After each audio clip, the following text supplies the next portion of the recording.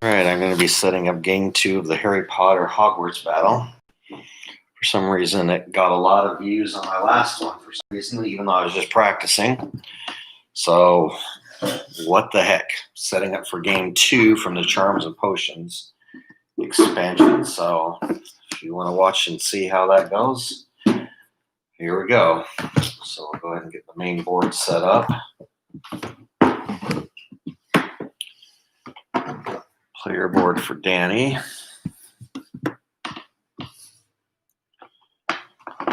Player board for moi. Extra.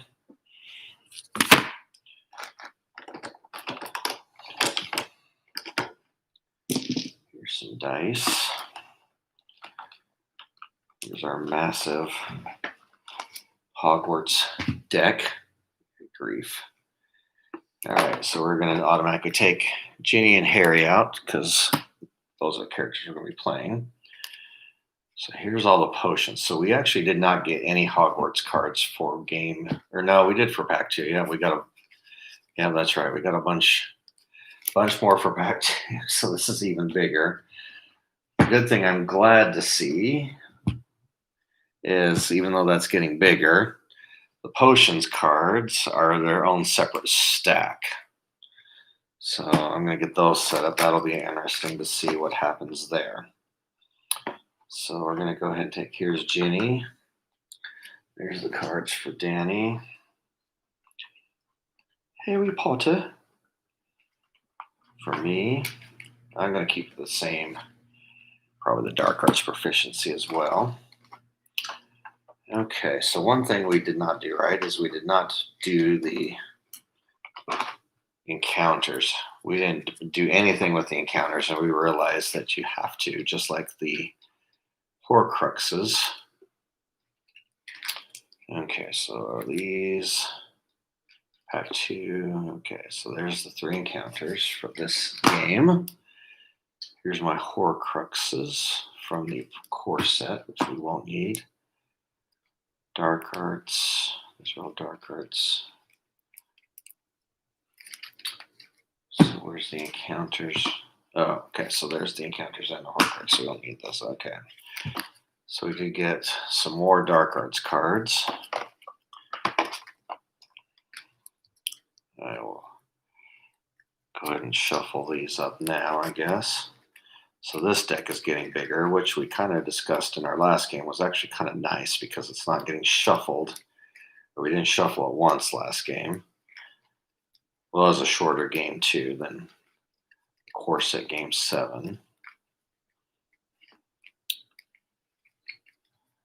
So this time we will definitely try. I wondered about those encounters. It seemed kind of pointless that you didn't have to beat them. It didn't explain it in the rules in the encounter part of what the encounters were, but at the end it says to win the game, beat all the encounters and all the villains and or creatures. All right, so that's probably good for now. That. Locations.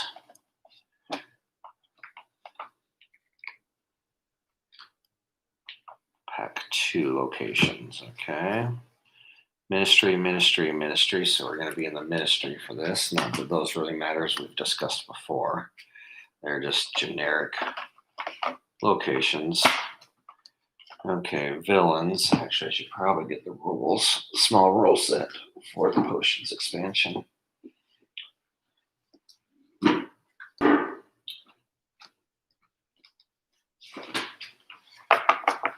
Okay, so what villains do I need here? We're going to need Dolores again, Cornelius Fudge,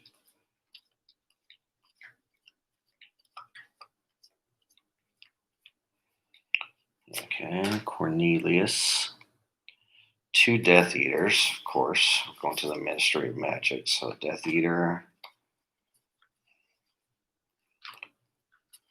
and a Death Eater. Both Death Eaters. Lucius Malfoy. Where's Lucius?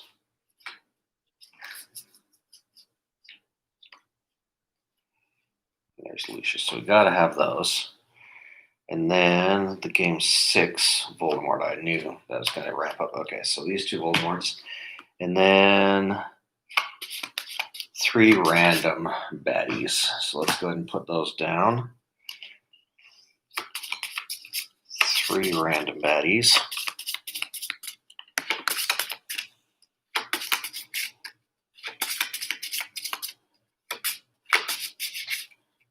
Okay, there's that. All right, so all the villains are done.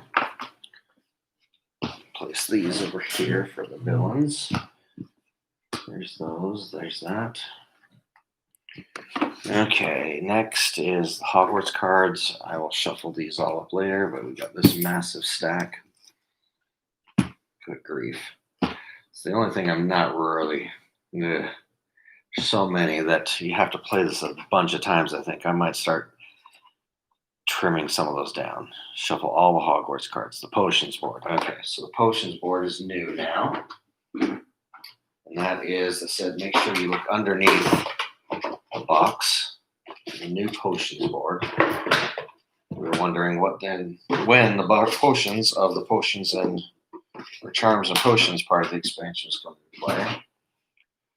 All right, so we'll go ahead and add that to there. Slide that all the way down. Okay, we'll put the Horcruxes over here. Okay, so the potions board, look under the tray. Okay, so now we're going to take the potions cards themselves. Now, the cool thing about the potions is when you create a potion, it looks like you can banish it immediately, or you can put it in your deck like normal. So I guess it depends on how much you need a potion right away. So these are face down. Potion cards. This I think is going to be a new addition. I'm glad they're not just shuffled into the deck because that would be really painful. Okay, reveal 2 in the spaces. Okay, so I'll put this down here. So we got the Mandrake. Those go there. We put a stack here. All right, so now we need the potions ingredients.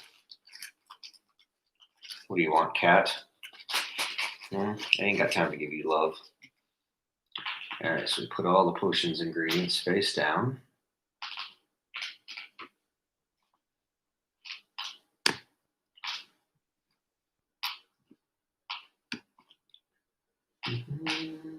Face down potions.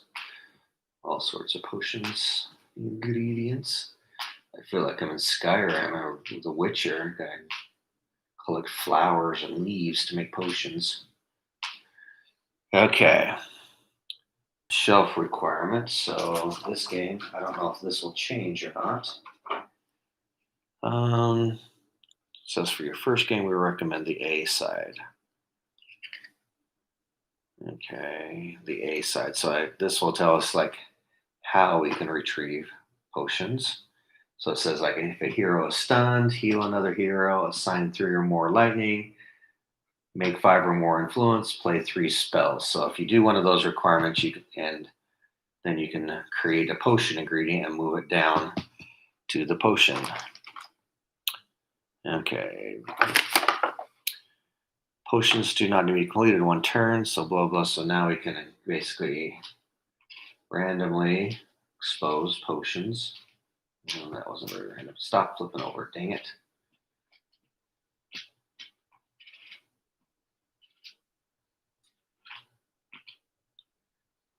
Okay.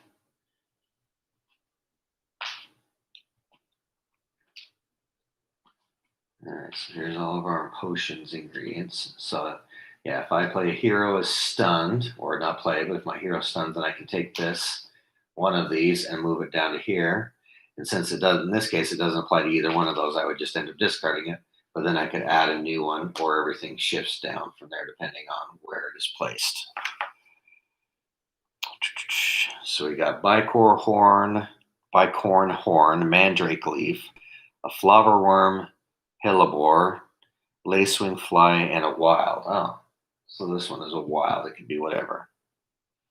Okay, so I'm going to leave these out because we'll probably need reference to that for our first game. Here's an extra one that tried to get away.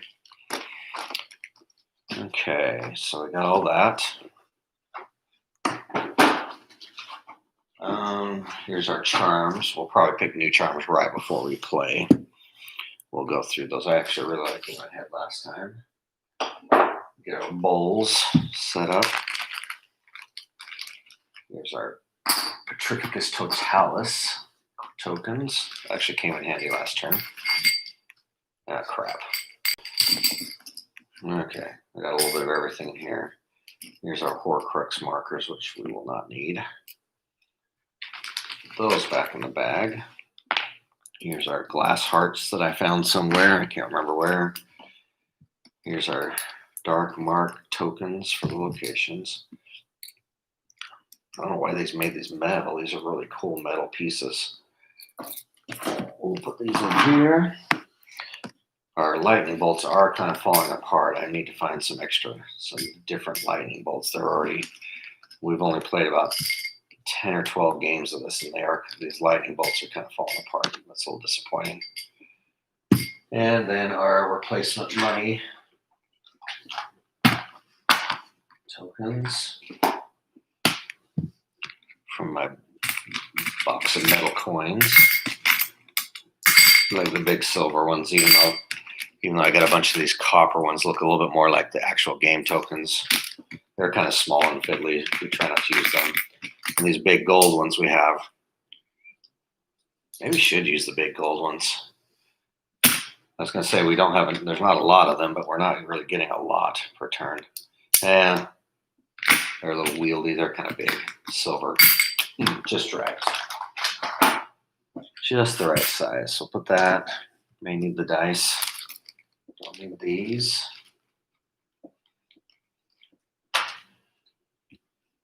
Okay, so the next task is to shuffle this massive mountain.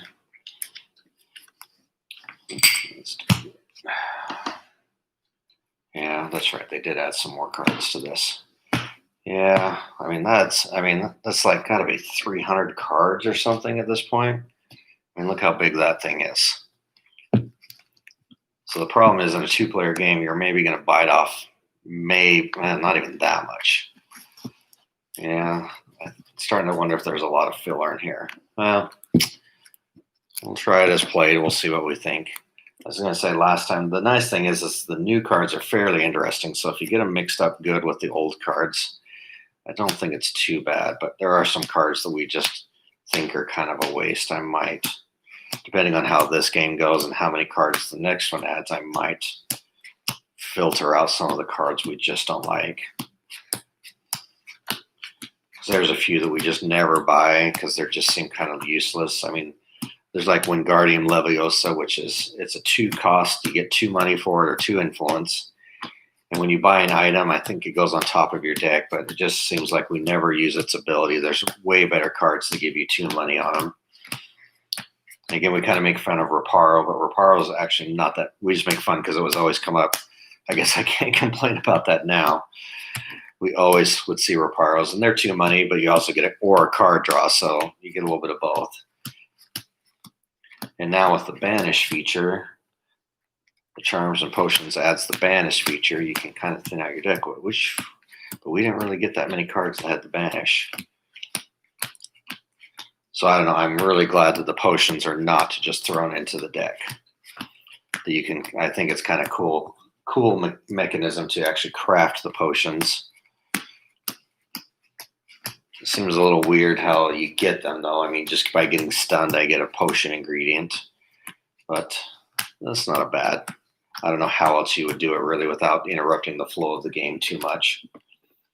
They look good stuff. I mean, any 2 hero gain 2 health. Or if you banish this card, all heroes draw a card. Oh, I just realized I got 2 of the same thing, 2 mandrakes. Restorative potions. That's not very fun. And it looks like this can change too. So the other side is acquire a card of 4 or more, play 2. That's not. Discard a card. Any 1 hero gains 3 or more health, resolve 2 or more dark arts. That happens all the time. So I don't know if that will change each pack too. I don't know if the next pack will have a different board in there.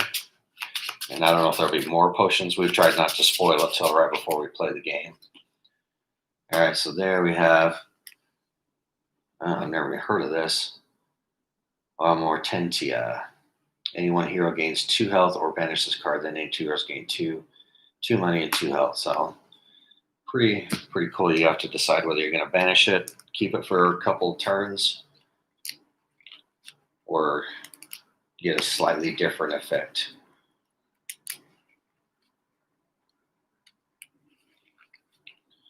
So I'm going to shuffle each of these little individual decks.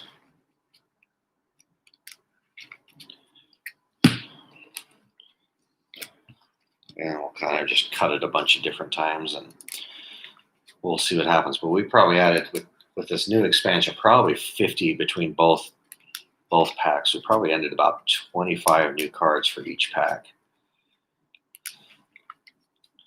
There's a lot of things like barn elves and stuff that are kind of, I don't know, they seem good, but it seems to really dilute down the deck a bunch. But as long as the new cards are just as fun to play as the old cards, I don't have too much of a problem with that. But we really like the allies from the core set. By the time you get to 7, there's some fun allies to play. So we'll see.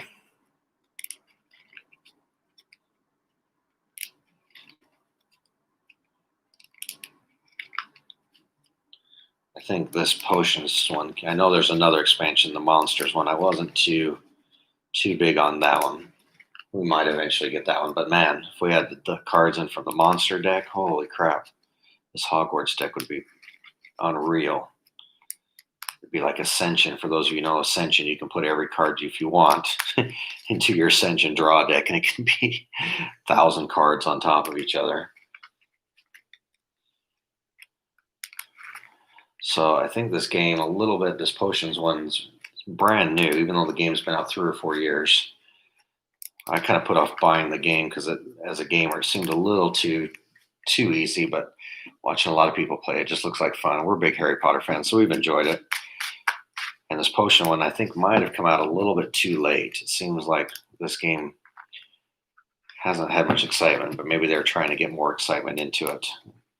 And of course, the Harry Potter movies have kind of died out a little bit, especially with those disastrous prequel, that last one, Fantastic Beasts, that plot was all over the place. That was horrible.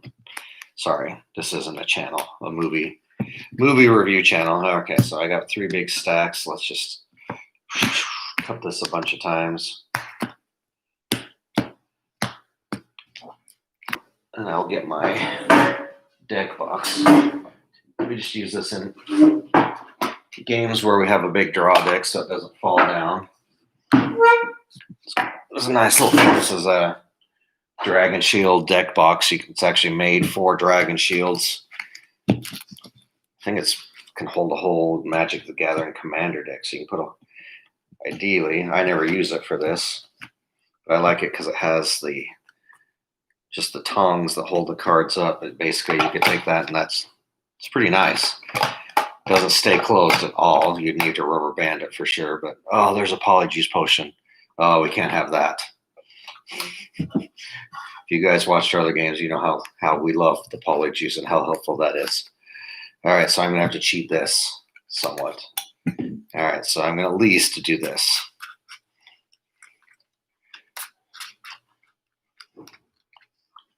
Okay, try not to look at it. So I just bought this as like a $5 or so box at my local game store. It's just kind of a nice to put out there to make sure that your massive decks don't fall over. I don't think we'll need those. We'll put those there. All right, I think we are ready to play now for the most part. I got my Harry board. And then we'll need to select a new charm. All right, well, there's the setup now for the Potions game number 2. I think it'll be kind of cool now. This Potions is really going to add a whole new layer to the game. I think that's going to be kind of a cool thing to do. All right, so look forward to a live playthrough of game 2 of this coming up in the near future. Thanks for watching. If you enjoyed playing, leave a like. Subscription would be great. Comment on what you think about this game. Do you have the potions expansion? Do you do anything to dilute down the deck? If so, let me kind of know in the comments below maybe what you do to dilute that down. And we'll see you on our gameplay. Take care. Bye.